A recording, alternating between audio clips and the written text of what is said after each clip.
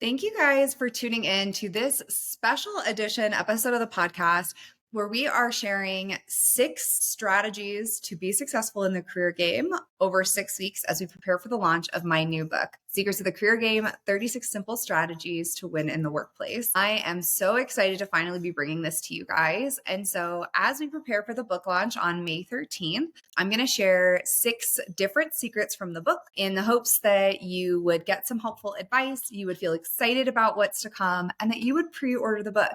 If you do pre-order, go ahead and send me an email copy of your receipt at thatcareercoach@gmail.com, and you will get added to a special top secret Slack group where we're going to be discussing the book, Q&A, you'll get additional resources, and there will be some live calls with me once the book drops. So super excited. Kicking us off, week 1, the first secret that we're going to be talking about in Secrets of the Career Game is the first secret of the book, which is you are an entrepreneur and your career is your business. The mistake I see a lot of people make, especially modern times when it's cool to run your own business and it's cool to be an influencer and it's not cool to work a 9-to-5 corporate job, is we start to think that our job is just a job. We're a cog in this big machine. We don't have any autonomy or control over our career. And so we really fall into this bad situation of just kind of accepting what our boss is willing to give us and really setting aside our personal preferences. But the reality is you are essentially selling your time and your skill set to your company in exchange for a salary.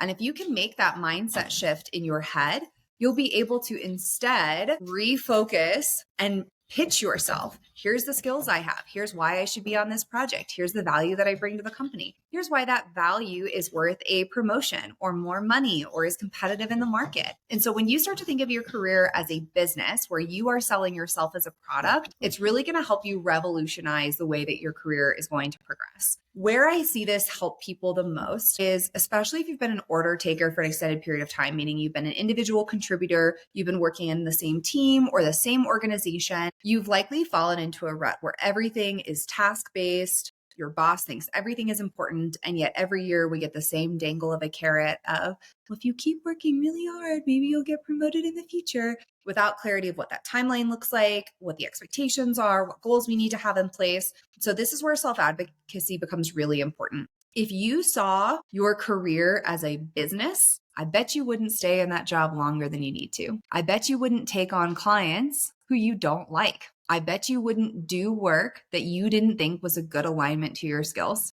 I bet you wouldn't stay with a company that wasn't paying you fairly or compensating you effectively. But instead, we think, well, it's just the job. It's the grind. I'll make it work. And there are times to do that. There are times to manage up. There are times to advocate for yourself. But when you think of your career as a business, over time, you are the only person who is responsible for what's happening to you.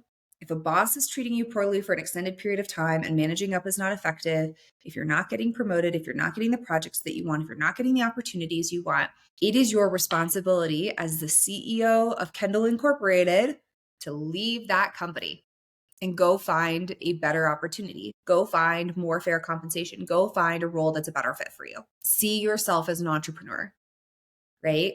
The other piece of this is that when we sell ourselves as a business, as opposed to I have a job that pays me a salary, the way we talk about the work that we do is different, right? We're not simply completing tasks, because you wouldn't pitch a list of tasks if you were a consultant. If you were going to a company and saying, hey, you should pay me X dollars, you wouldn't bring them a huge laundry list of like answered emails, returned phone calls, talked to my coworkers. You wouldn't bring them a list of tasks. What you would bring them is impact you're going to have to their business. Hey, I'm going to save you X million dollars and it's worth paying me.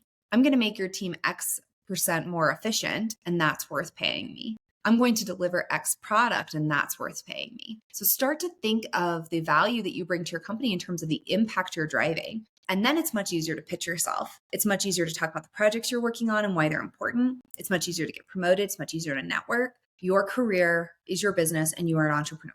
Get out of your own way. Stop waiting for your boss to take you on and make you their business. Some do, most don't. You're a CEO. You're a CEO today. Treat your career that way. Biggest secret in the book.